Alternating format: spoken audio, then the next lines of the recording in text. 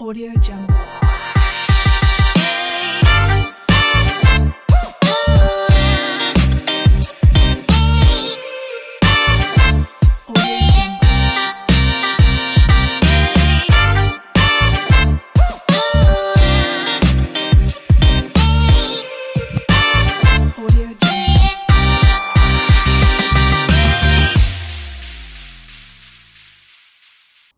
Hi everyone, my name is Ngambo Kangombe and today we are going to talk about sexual reproductive health and rights.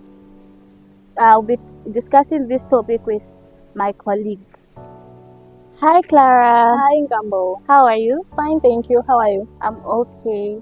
Have you heard about sexual reproductive health and rights? Yes, I've heard about it, but I don't know much about it. Okay. So sexual reproductive health and rights, this is what people are talking about now. It's about how teenagers or young people can actually access these services such as family planning. Family planning includes contraceptives, right? And other services that concerns sexual reproductive health. Oh, okay.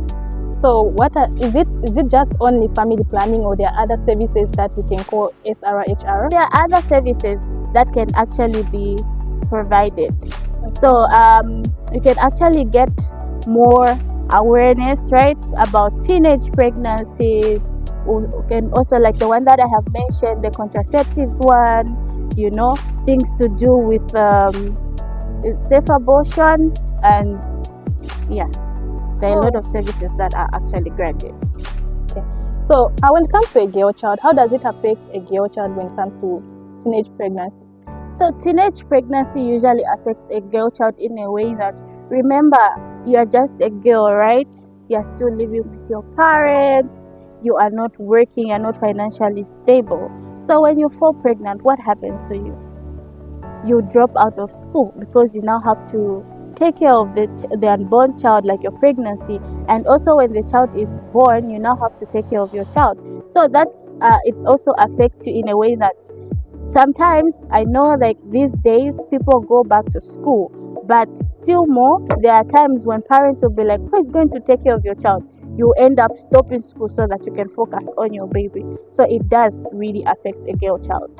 So for a girl child, like for teenagers, what can be done for them to avoid getting into situations like being pregnant at their early age? Right away, in schools, usually, I don't know if you remember, but they usually tell girl children to what? To abstain, right? And abstinence is the best key. But for those that cannot abstain, this is what we're talking about, is sexual reproductive rights, or sexual reproductive services and rights. So you actually have a right to go to the clinic and get a contraceptive so that you don't fall pregnant. Oh, okay. What about how can they involve themselves? Like as young people, how can we involve ourselves in promoting awareness? How can you involve yourself in promoting awareness? Okay, so how can you? So firstly, this is what I always say. If you want to learn about something, you have to be available, right? Yes. Like you have to tell yourself that I want to learn about this. So how can you engage yourself? So we are now talking about the friendly spaces that we had talked about. Yeah, These friendly spaces are very friendly in such a way that youths or teenagers can go there, can ask questions. Usually there are creative facilities also, right? You make plays about teenage pregnancy, you make plays about how you can protect yourself or how you can improve yourself as a teenager.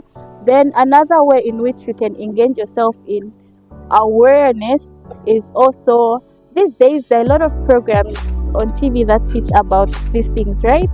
Yeah, and sometimes they call for meetings and everything like that, so you can involve yourself in such things.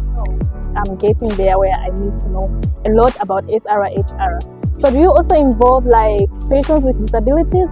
So these services are being provided to everybody, whether you're a person living with a disability or you don't have a disability. But usually also we have a gap in that people with disabilities don't really know that they're supposed to access these services.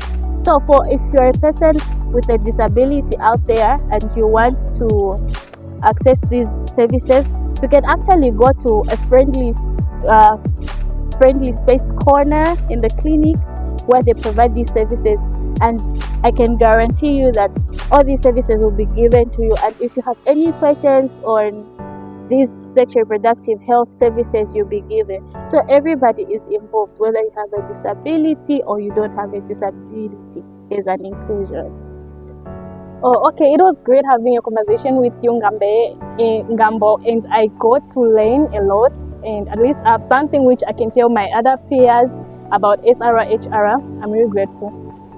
I'm also grateful for interviewing you, Clara, and I'm so grateful that you could ask all the questions that you needed me to answer. Thank you.